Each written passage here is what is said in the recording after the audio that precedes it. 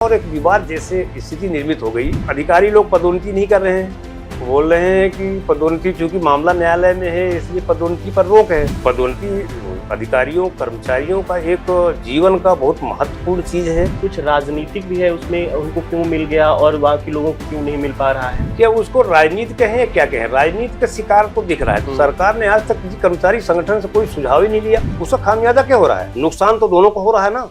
नमस्कार, पब्लिक वाणी में आपका स्वागत है। मैं हूं आपके साथ शिवेंद्र सिंह।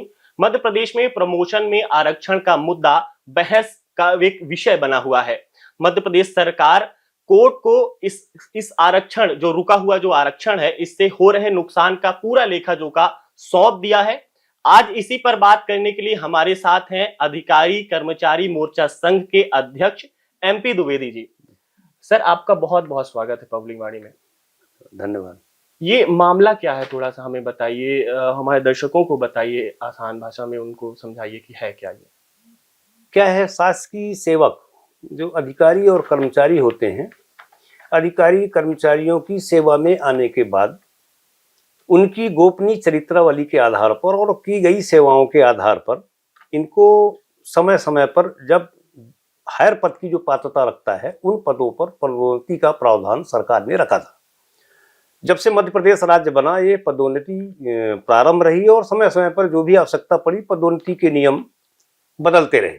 आरक्षण की बात जहां तक आई, जैसे कुछ संवर पहले था, फिर कुछ बाद में हुआ, कुछ प्रतिशत बढ़ गया, समय समय पर बढ़ता रहा।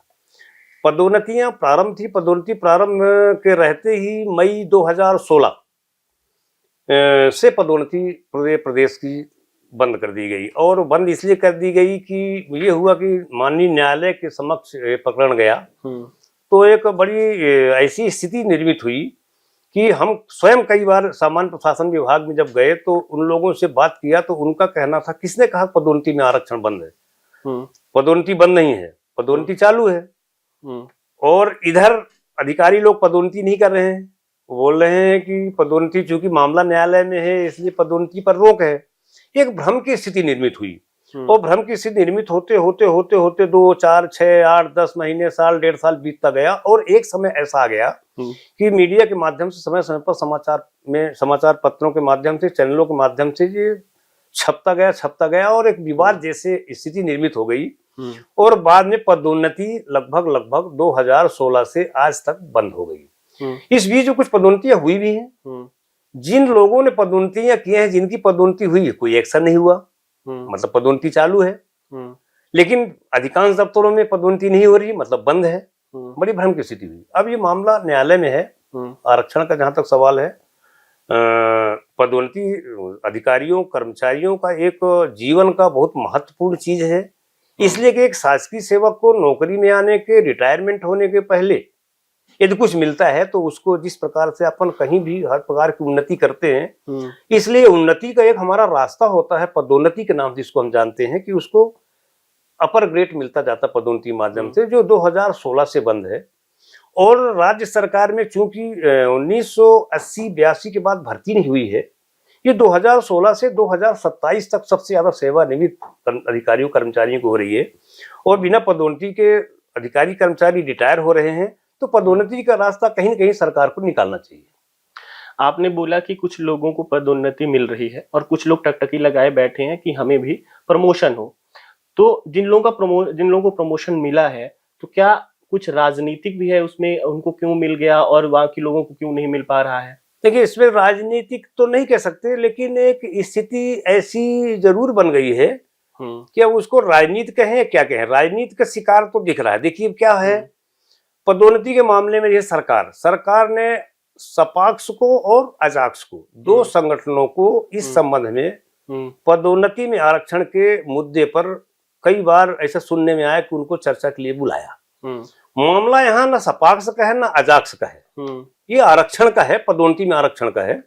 मध्य प्रदेश में मान्यता प्राप्त लगभग 18 संगठन है जो क्लास 4 से लेके क्लास 1 तक, चतुर्थ श्रेणी से लेके प्रथम श्रेणी अधिकारी तक के लगभग सबको मिला के 8-10 लाख कर्मचारियों का प्रतिनिधित्व करते हैं। सरकार ने आज तक किसी कर्मचारी संगठन से कोई सुझाव ही नहीं लिया। आप जैसे सपाक्ष से ले रहे हो, अजाक्ष से ले रहे हो, बहुत अच्छी बात है, उनसे लो, हम उनका विरोध नहीं कर रहे हैं। लेकिन जो मान्यता प्राप्त 18 कर्मचारी संगठन है, आपका प्रकरण न्यायालय में चल रहा है और आप वकील से सलाह ले रहे हैं, सपाक्ष से अजाक्स ले रहे हैं, तो इन 18 मान्यता संगठन प्राप्त संगठन जो बड़े बड़े संगठन हैं, यदि इनसे भी सरकार सुझाव लेती तो अच्छा होता, जिनसे नहीं लिया गया। मैं सरकार को आगाह करता हूँ इनसे भी सुझाव लो। और देखिए, इसमें यदि हम ऐसा सोचें कि सुझाव देते समय पे हमारे मन में ऐसा है कि हम सपाक्ष व्यक्ति हैं, हमको अजाक्स का विरोध करना है, या हम अजाक्स प्रतिनिधि हैं, ये सोचे कि हम अजाक्स वाले हैं, हमको सपाक्ष का विरोध करना है, तो ये नीति भी ठीक नहीं है। हम न सपाक्ष हैं न अजाक्स हैं, ये हमारा इस नाम से संस्थाएं हैं, संगठन हैं, होना चाहिए, कोई बुराई नहीं। लेकिन जब हम आरक्षण की बात करते हैं, जो हम पदोन्नति की बात करते हैं, पदोन्नति का मामला कहाँ है? पदोन्नति मामला सीधे सीधे एक प्रदेश के अधिकारी से लेकर क्लास 1 अधिकारी से लेकर क्लास 4 तक के कर्मचारी का है, जो उनके भविष्य का सवाल है। तो हमको जातिगत आधार पर महत्व देने के बजाय हमको एक ऐसे रास्ते का भी चयन करना चाहिए कि हमारे अधिकारियों कर्मचारियों की 2016 से जो पदोन्नति रुकी हुई है, हम ऐसा सुझाव दें कि इससे पदोन्नति प्रारंभ कैसे हो सकती है, उसका खामियाजा क्या हो रहा है। आप अजाक्स बने रहो, आप सपाक्ष बने रहो, नुकसान तो दोनों को हो रहा है ना। तो आपका खामियाजा, वो सरकार, इसमें ऐसा लग रहा है कि सरकार की दिलचस्पी भी नहीं दिख रही, क्योंकि पहले से सरकार इस मामले में चुप थी। अभी जो माननीय डॉक्टर मोहन यादव जी मुख्यमंत्री बने, तो इनके बनने के बाद ऐसा थोड़ा लगा कि पदोन्नति का मामला इनके संज्ञान में है और ये चाहते हैं कि पदोन्नति प्रारंभ होना चाहिए, क्योंकि कर्मचारी संगठनों ने अभी 2-3-4 कार्यक्रम किए। 2-3 कार्यक्रमों में हम स्वयं भी कार्यक्रम में गए और हमने देखा कि उन्होंने प्रमुखता से इस बात को कहा कि मामला, 1-2 बार पहले कहा कि मामला कोर्ट में है, हम प्रयास करें जल्दी हो। फिर उन्होंने घोषणा भी की किसी की पदोन्नति दी जाएगी। फिर इसके बाद फिर मामला कोर्ट में आया। अभी भी एक कार्यक्रम में वो आए थे, उनका कहना यह था कि हमारा अंतिम चरणों में है और लगभग पदोन्नति का मार्ग प्रशस्त होने जा रहा है। तो हम आपके चैनल के माध्यम से मध्य प्रदेश सरकार से, माननीय मुख्यमंत्री जी से और माननीय न्यायालय से भी हम ये अनुरोध करते हैं, निवेदन करते हैं कि कोई अपराधी है, यदि वो अपराध करता है, तो एक अपराधी के लिए यदि न्यायालय रात में खुल सकता है, तो जिस प्रकरण में लाखों करोड़ों कर्मचारियों के परिवार का, उनके भविष्य का सवाल हो, तो माननीय न्यायालय को भी इसको विशेष रूप से संज्ञान में लेना चाहिए। और पदोन्नति में जो आरक्षण का मामला है, इसमें जितना जल्दी से जल्दी हो सके इसमें कोई ना कोई निर्णय देना चाहिए। आप कह रहे हैं कि सरकार अजाक्स और सपाक्स को बुलाकर उनसे चर्चा करती है कि प्रमोशन के मुद्दे पर, और बाकी जो 18 आपने बताया कि जो संगठन है वो मान्यता प्राप्त संगठन है, उनसे कभी चर्चा नहीं करती सरकार। तो क्या लगता है इसके पीछे कि अजाक्स और सपाक्स से सरकार क्यों चर्चा करती है और उन बाकी और संगठनों से क्यों नहीं करती? ये सरकार, हमको ऐसा समझ में आया कि सरकार ने ऐसा सोचा कि हम सपाक्ष से और अजाक्स से दोनों के प्रतिनिधियों को बैठाकर इनसे सुझाव ले लेंगे और मामले को निपटा लेंगे।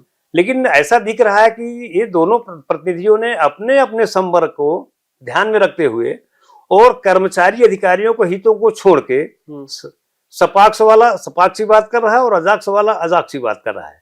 और परिणाम स्वरूप ऐसा कर दिए कि ये पूरे प्रदेश के कर्मचारी अधिकारी जितने लाखों लोग हैं, उनका इसमें नुकसान हो रहा है। क्या बात करते हैं अजाक्स वाले, क्या बात करते हैं अपनी? देखिए, अजाक्स वाले चाहते हैं कि जो अजाक्स का प्रतिनिधित्व ज्यादा हो, वो अजाक्स की बात करते हैं, सपाक्ष की बातें नहीं करते। तो आता कौन? तो स्वाभाविक, देखिए इसमें एक मनुष्य स्वभाव है, आप समझे कि जब कोई सामने वाला हमसे जो बात करता है, हम भी प्रत्युत्तर उसी हिसाब देते हैं। तो 2 प्रतिनिधि बैठे हैं, एक सपाक्ष बैठा हुआ है, एक अजाक्स बैठा हुआ है। तो अजाक्स वाला जब अपनी बात करता है तो अपनी करता है, तो वो अपनी करता है तो वो अपनी करता है।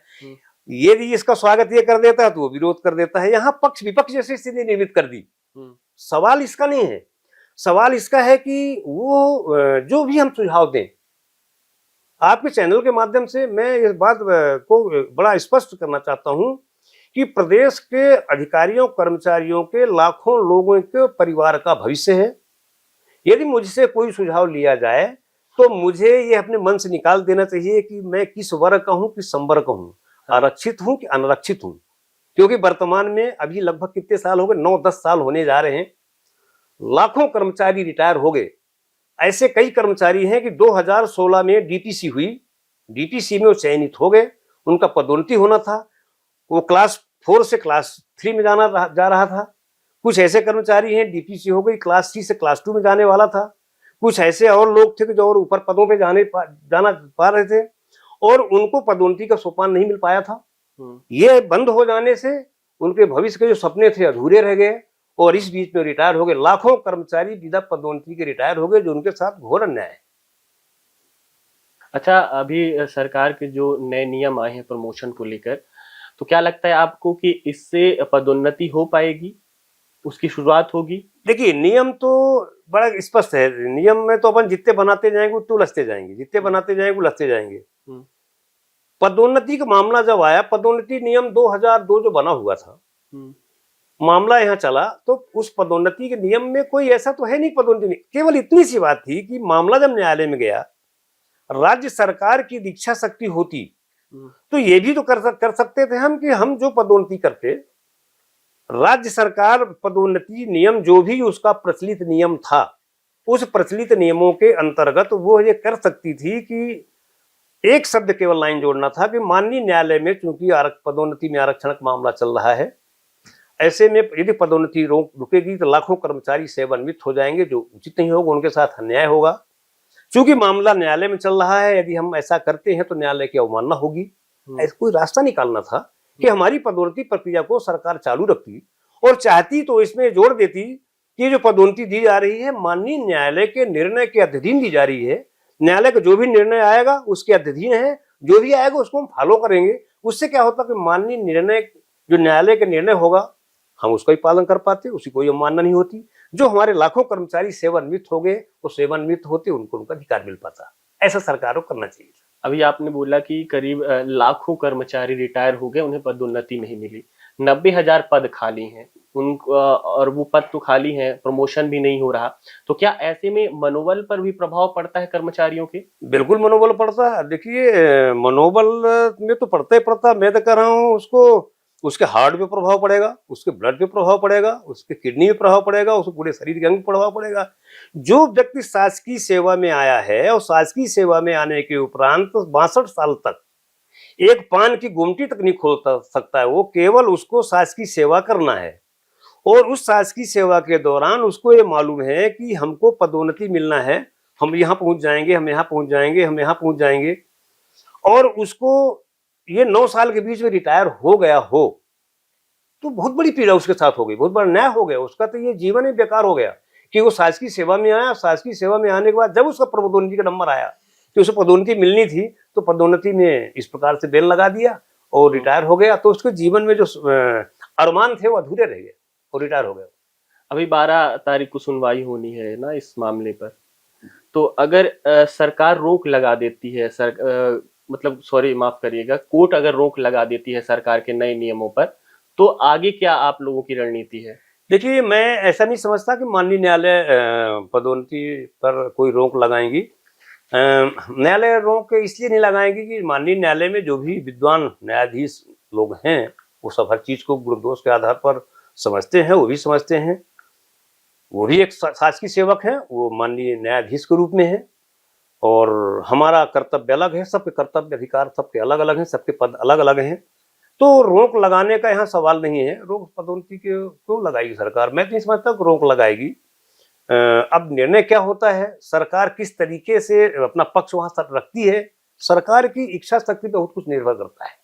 मैं समझता हूँ, मैंने जब से हमने नौकरी किया और नेतागिरी किया, तो सरकार होती है। सरकार को यदि अपने अधिकारियों कर्मचारियों के पदोन्नति के संबंध में चिंता है तो सरकार उस तरीके से यदि पैरवी न्यायालय में करे, न्यायालय से अनुरोध करे कि हमारे कर्मचारी इतने रिटायर हो गए हैं, इतने 2 साल में रिटायर हो जाएंगे, 1 साल में रिटायर हो जाएंगे, इनके भविष्य के साथ अन्याय हो रहा है, इनके साथ खिलवाड़ हो रहा है, इसलिए माननीय न्यायालय से अनुरोध करे कि इनको हमको पदोन्नति करेगा। आप जो भी चाहो, जैसी चाहो, जो शर्त चाहो, आप शर्त के अधीन दे दो, लेकिन हमको पदोन्नति के रास्ते खोलने का अनुमति दो। सरकार क्यों रोकेगी? देगी।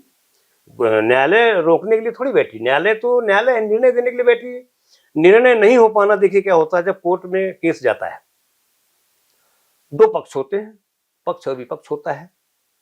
जिस तरीके का प्रस्तुतिकरण न्यायालय में होता है, न्यायालय तो आपका जो प्रस्तुतिकरण है, जो आपके अभिलेख हैं, वो देखता है, उस पर निर्णय देता है। और जिस प्रकरण का जितने अच्छे से प्रस्तुतिकरण न्यायालय में जाएगा, माननीय विद्वान न्यायाधीश लोग हैं, रोक क्यों लगाएंगे? पदोन्नति की बिल्कुल अवसर देंगे, ऐसा हमको न्यायालय पे भरोसा है। क्योंकि न्यायालय को मालूम है कि लाखों कर्मचारी, देखिए आज के अधिकारी कर्मचारी जो लाखों लोग काम कर रहे हैं, एक ब्लॉक से लेकर पूरे मध्य प्रदेश में, पूरे जिलों में, पूरे भारत देश में एक ये ऐसा अंग है शासन सरकार का, चाहे वो राज्य सरकारें हो चाहे केंद्र सरकार हो, ये सरकार कौन चला रहा है? हम चाहे क्लास 4 के रूप में हो, चाहे क्लास 3 के रूप में हो, चाहे क्लास 2 के रूप में हो, चाहे क्लास 1 के रूप में हो, लेकिन हम अधिकारी कर्मचारी ही इस प्रदेश को, इस देश को चला रहे हैं। चाहे वो किसान की बात हो, चाहे उसके अन्न खरीदी की बात हो, चाहे उसके बेचने की बात हो, चाहे सब्जी मंडी की बात हो, चाहे वोटर लिस्ट की बात हो, चाहे चुनाव कराने की बात है, चाहे रोड निर्माण की बात हो, चाहे डैम निर्माण की बात हो। प्रदेश और देश का विकास की जो अभिन्न कड़ी है, अंग है, प्रमुख अंग है, अधिकारी और कर्मचारी हैं। इनको तकलीफ देके या इनको अपन दबा के अपन विकास चाहे तो विकास उतनी तेजी नहीं हो सकता। यदि प्रदेश का और देश का विकास करना है तो जो प्रमुख अंग हमारा अधिकारी कर्मचारी है, इसके हितों की रक्षा भी सरकार को करना चाहिए। और जितने अच्छे से अधिकारियों कर्मचारियों के हितों की रक्षा होगी, उतने अच्छे अधिकारी कर्मचारी काम करेंगे, और अच्छे से काम करेंगे तो प्रदेश का और देश का और अच्छे से विकास होगा। तो ये थे एमपी द्विवेदी जी, जिन्होंने अधिकारी कर्मचारी संघ के जो दायित्व है उनको बताया, जो इन्होंने ये भी बताया कि सरकार किस तरह से हमें अनदेखा कर रही है, और सरकार सिर्फ 2 संगठनों को बुलाकर उनसे चर्चा करती है, बाकी जो मान्यता प्राप्त 18 संगठन बाकी के हैं उनसे कभी भी चर्चा नहीं करती इस मुद्दे पर। इन्होंने ये भी बताया कि जो प्रमोशन रुका हुआ है, इससे जो अधिकारी हैं उनके मन पर क्या प्रभाव हो रहा है, उनका मनोबल मानसिक रूप से वो एकदम से टूट चुके हैं। और आगे क्या होता है इस पूरे मामले में हम लगातार आपको अपडेट देते रहेंगे। शुक्रिया।